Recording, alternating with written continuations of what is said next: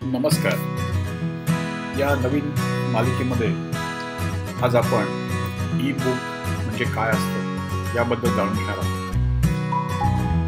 या चॅनलचा हा पहिलाच व्हिडिओ आहे आणि मला खात्री आहे की आपणा सर्वांना हा व्हिडिओ आवडेल. त्यामुळे लाईक करा, सबस्क्राईब करा. तर जाणून घेऊया ई बुक्स. घरामध्ये पुस्तकं असणं किंवा लायब्ररी असणं आता फार दुर्मिळ होत चाललं आहे. याचं कारण म्हणजे पुस्तकं ठेवायची कुठे आणि सांभाळायची कशी हा एक मोठा प्रश्न आहे. पण ज्या लोकांना वाचायचा छंद आहे, वाचायची आवड आहे, त्या लोकांकरता आता एक नवीन साधन आपल्याकडे उपलब्ध आहे, ते म्हणजे ई बुक्स. तर ई बुक्स म्हणजे काय असतं आणि याचे कुठले कुठले प्रकार असतात हे आज आपण जाणून घ्यायचा प्रयत्न करणार आहोत. साध्या सोप्या मराठीमध्ये सर्वांना कळेल अशा भाषेमध्ये नवीन नवीन टेक्नॉलॉजीबद्दलची माहिती देण्याचा हा एक छोटासा प्रयत्न. चला तर आपण ई बुकच्या माध्यमातून पुढे जाऊ. पहिला प्रश्न म्हणजे ई बुक म्हणजे काय असतं. तर सगळ्यात सोपं डेफिनेशन किंवा आपण ज्याला म्हणतो की त्याची एक व्याख्या, कुठल्याही इलेक्ट्रॉनिक माध्यमावरती वाचता येणारे पुस्तक म्हणजे ई बुक. तर याच्यामध्ये जे आपल्याला प्रचलित फॉर्मॅट आहेत, जर MS किंवा मायक्रोसॉफ्ट वर्ड असेल किंवा PDF असेल किंवा अजून काही प्रकार असतील, तर हे सगळे ई बुकचे प्रकार आपल्याला कुठल्याही इलेक्ट्रॉनिक माध्यमावरती, मग तो आपला स्मार्टफोन असेल, कम्प्युटर असेल किंवा इव्हन स्मार्ट TV असेल, यावरती वाचता येऊ शकतो. आपण बघितले की हे वेगवेगळ्या प्रकारचे फॉर्मॅट असतात. तर बऱ्याच वेळा प्रश्न पडतो, नक्की PDF म्हणजे काय किंवा EPUB म्हणजे काय. बऱ्याच लोकांना हा प्रश्न पडतो की याचा नक्की अर्थ काय किंवा हे कुठून आले, हे कुणी डेव्हलप केले. तर पुढच्या काही स्लाइड्समध्ये आपण या वेगवेगळ्या फॉर्मॅटचा जाणून घ्यायचा प्रयत्न करू. पहिला फॉर्मॅट म्हणजे एकदम प्लेन सिम्पल टेक्स्ट फॉर्मॅट. जर तुम्ही तुमच्या कम्प्युटरच्या फाईल्स बघितल्या तर बऱ्याच फाईल्स त्या .txt अशा नावाने सेव्ह केलेल्या असतात. याच्यामध्ये एकदम सोपा फॉर्मॅट असतो. यात काहीही ॲडिशनल फॉर्मॅटिंग केलेलं नसतं. जसं काही आपण वर्डमध्ये बघतो की काही स्पेशल कॅरेक्टर असतात किंवा काही लाईन्स असतात, डॉट्स असतात. यात तसं काही नसतं. एकदम सिम्पल फॉर्मॅट, प्रवाही शब्द, फक्त टेक्स्ट, ग्राफिक्स नाही, चित्र नाही. प्रोजेक्ट गुटेनबर्ग या एका ई बुकच्या प्रोजेक्टमध्ये हा फॉर्मॅट पहिल्यांदा ई बुक करता वापरण्यात आला. तुम्ही साईट बघू शकता आणि एक राईट साईडला आपण एक्झाम्पल दिलं आहे की आपल्याला .txt फॉर्मॅटमधलं बुक कसं वाचता येईल. तर एकदम बेसिक फॉर्मॅट आहे. ह्याच्यामध्ये तुम्हाला बाकीचं काहीही ऑप्शन्स किंवा फीचर्स मिळत नाहीत. जर काही सिम्पल डॉक्युमेंट असेल किंवा टेक्स्ट असेल तर ते या फॉर्मॅटमध्ये वापरायला एकदम सोपं जातं.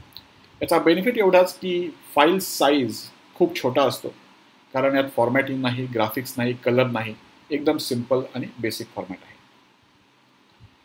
याच्या पुढचा फॉर्मॅट आपण जो प्रचलित आहे तो म्हणजे मायक्रोसॉफ्टचं ऑफिस, त्यातलं वर्ड.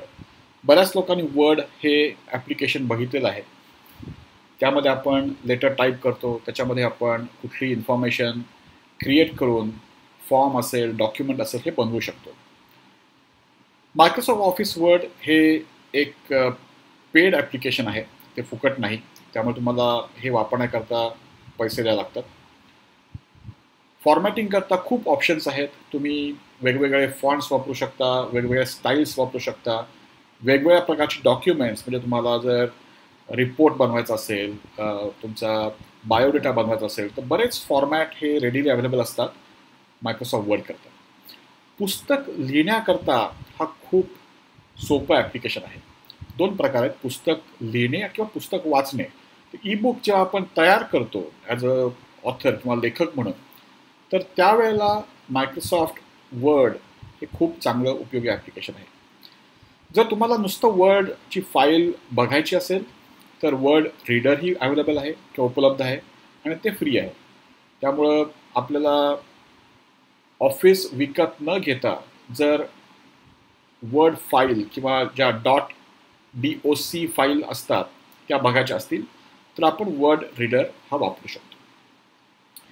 याच्या पुढचा फॉर्मॅट आहे जो खूप पॉप्युलर किंवा प्रसिद्ध आहे किंवा खूप वापरात येतो, तो म्हणजे PDF फॉर्मॅट. PDFचा अर्थ काय तर पोर्टेबल डॉक्युमेंट फॉर्मॅट, हे त्या PDFचा एक्सपांडेड व्हर्जन आहे. ॲडोब नावाच्या कंपनीने 1993 मध्ये PDF फॉर्मॅट उपलब्ध करून दिला. हा सध्याच्या काळामध्ये डॉक्युमेंट मॅनेजमेंटमध्ये सगळ्यात प्रचलित फॉर्मॅट आहे.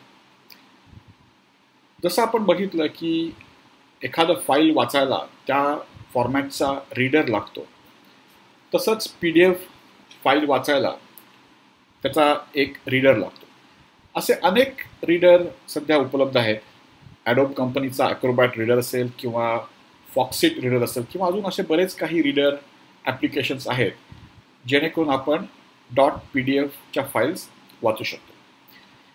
PDF फॉर्मॅटचा एक फायदा असा की त्यामध्ये आपण शब्द किंवा चित्र किंवा एखादं वेबसाईट किंवा संकेतस्थळ आहे तर सगळं त्यात आपण ॲड करून ते डॉक्युमेंट खूप रिच किंवा अतिशय छान दृष्ट्या बनवू शकतो. दुसरा बेनिफिट असा आहे की रंगीत फॉर्मॅट आहे, त्यामुळे कलर्स एखाद्या डॉक्युमेंटमध्ये असतील तेही PDFमध्ये वापरता येऊ शकतात. PDF फॉर्मॅट हा एखादं मॅगझिन असेल किंवा रिपोर्ट असेल किंवा एक प्रिंटेड पब्लिकेशन ज्याला आपण म्हणतो ते परत दाखवण्याकरता अतिशय उपयोगी फॉर्मॅट आहे. त्यामुळे हा सगळ्यात पॉप्युलर झालेला फॉर्मॅट आहे.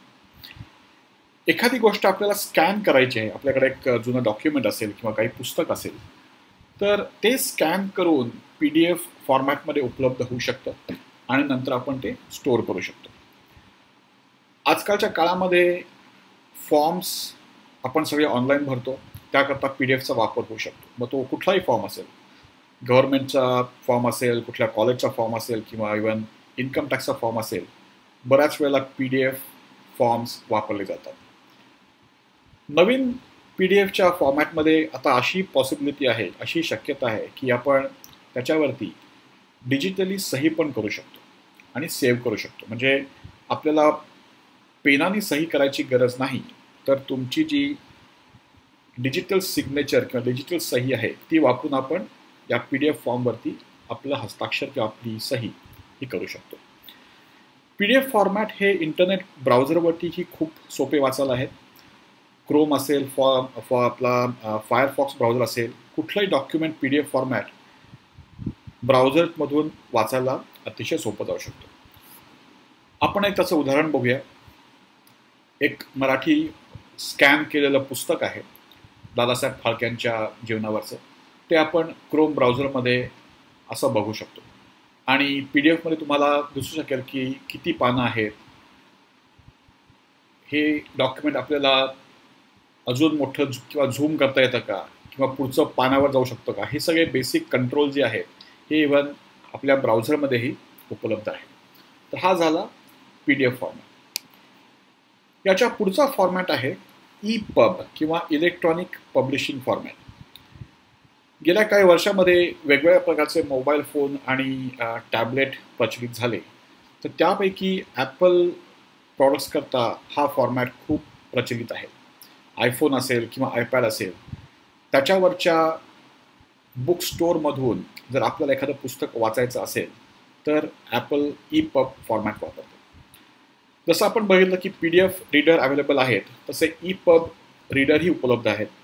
ॲपल बुक्स असेल किंवा कॅलिबर नावाचं ॲप्लिकेशन असेल किंवा किताबू नावाचं ॲप्लिकेशन असेल, बरीच ॲप्लिकेशन्सनी आपण EPUB फॉर्मॅटची पुस्तकं वाचू शकतो. प्रत्येक फॉर्मॅटचे स्वतःचे काही फीचर्स आहेत, खासियती आहेत, पण सध्या आपण तोंड ओळख करून घेणार आहोत. त्यामुळे प्रत्येक फॉर्मॅटच्या अगदी डिटेलमध्ये जायचा आपला आत्ता हा प्रयत्न नसणार आहे. याचा पुढचा फॉर्मॅट आहे .mobi किंवा मोबी फॉर्मॅट. हा फॉर्मॅट ॲमेझॉन नावाच्या कंपनीने त्यांच्या किंडल नावाच्या बुक रीडर करता प्रसिद्ध केला होता. किंडल जे आपण राईट साईडच्या चित्रामध्ये बघू शकता, एक बुक रीडर आहे.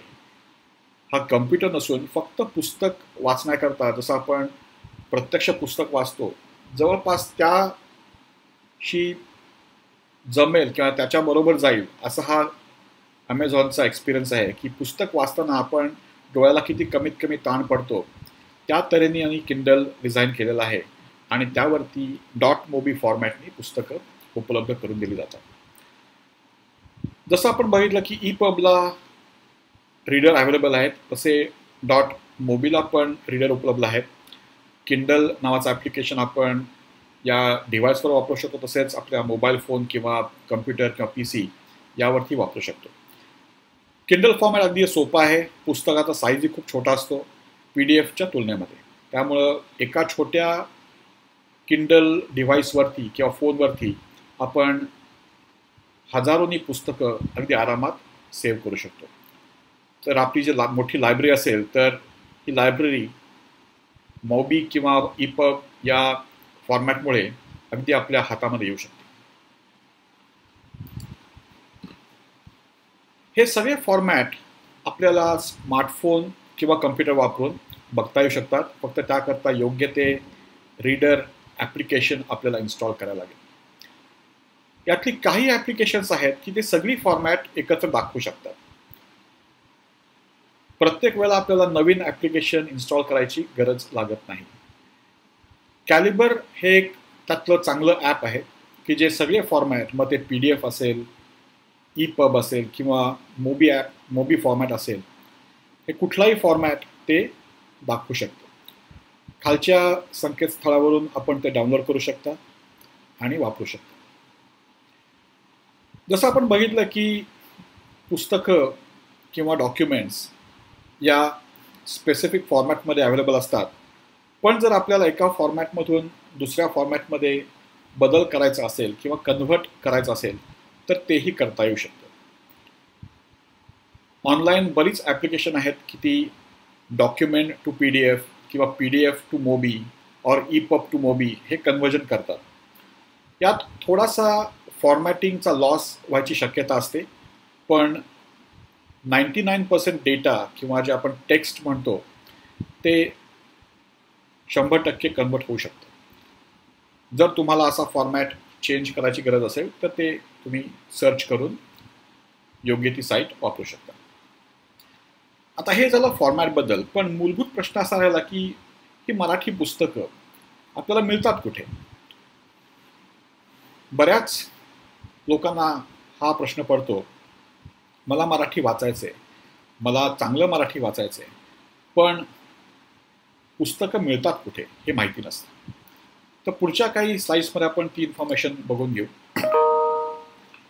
बऱ्याच आता वेबसाईट्सवरती मराठी पुस्तकं मिळतात. आपल्याला माहिती आहे की लॉकडाऊनच्या काळामध्ये बऱ्याच लोकांनी व्हॉट्सअपवरती पण PDF शेअर केले होते. पण माझं असं स्वतःचं म्हणणं आहे की पुस्तके नेहमी अधिकृत घ्या, पायरसी करू नका. फुकट मिळते म्हणून पायरसी करू नका. जेणेकरून जे लेखक आहेत किंवा जे पब्लिशर आहेत त्यांच्या कॉपीराईट्स किंवा त्यांच्या हक्कांवरती बाधा येणार नाही. बरीच संकेतस्थळं आता मराठी पुस्तकं उपलब्ध करून देत आहेत. ॲमेझॉन किंडल स्टोअर त्यातलं एक मेन आहे. जसं आपण बघू शकता की या ॲमेझॉन किंडल स्टोअरवरती जुनी तशीच नवीन अशी बरीच मराठी पुस्तकं अतिशय माफक दरामध्ये उपलब्ध आहेत. एक्झाम्पल आपण बघतो की शिवाजी सावंत यांचं अतिशय प्रसिद्ध मृत्युंजय ही कादंबरी ही सुद्धा मराठी किंडलवरती उपलब्ध आहे. ही ॲमेझॉनच्या मराठी ईबुकची लिंक, आपण या लिंकनी स्टोअरवरती जाऊ शकता आणि काही पुस्तकं फ्री आहेत, काही पुस्तकं अतिशय माफक दरात अवेलेबल आहेत. तर आपल्याला ज्या प्रकारची पुस्तकं हवी आहेत त्याप्रमाणे आपण सर्च करून ती पुस्तकं आपल्या स्मार्टफोन किंवा लॅपटॉप किंवा किंडल डिव्हाइसवरती आपण ती डाउनलोड करू शकतो. यासोबत अजून एक अतिशय उत्तम साईट आहे जिथे मराठी पुस्तकं किंवा मराठी दिवाळी अंक किंवा मासिकं अवेलेबल आहेत. ती म्हणजे bookganga.com. या संकेतस्थळावर सुद्धा आपण पुस्तकं डाउनलोड करू शकता. पुस्तकं आपल्याला हवी तेव्हा हवी तिथे वाचू शकता. आणि बुकगंगा या संकेतस्थळाचं खासियत अशी आहे की बरीच जुनी पुस्तकं, म्हणजे मला आठवतं आहे की मी माझ्या लहानपणी बाबूराव अर्नाळकरांच्या रहस्यकथा वाचत असे. इव्हन त्या काळातली पुस्तकंसुद्धा बुकगंगातर्फे अवेलेबल आहेत. तर जरूर आपण या संकेतस्थळांना भेट द्या आणि आपल्या मराठी वाचनाचा जो एक छंद आहे तो अवश्य जोपासा. पु ल देशपांडेंची अपूर्वाई या संकेतस्थळावरती उपलब्ध आहेत. तशी त्यांची बाकीची अनेक पुस्तकं उपलब्ध आहेत. तसंच अजून अनेक लेखकांची पुस्तकं आपल्याला या संकेतस्थळातर्फे उपलब्ध होऊ शकतात. याच्याशिवाय मी अजून काही लिंक्स दिल्या आहेत जिथे आपल्याला मराठी पुस्तकं किंवा मराठी संदर्भ ग्रंथ मिळू शकतात. तर या लिंकना जरूर भेट द्या आणि मराठी वाचा, मराठी वाचायचा छंद जोपासा. आपल्या घरात पुस्तकांची लायब्ररी नसली तरी ई बुक्स आपल्याकरता उपलब्ध आहेत, त्याचा जरूर वापर करा. धन्यवाद.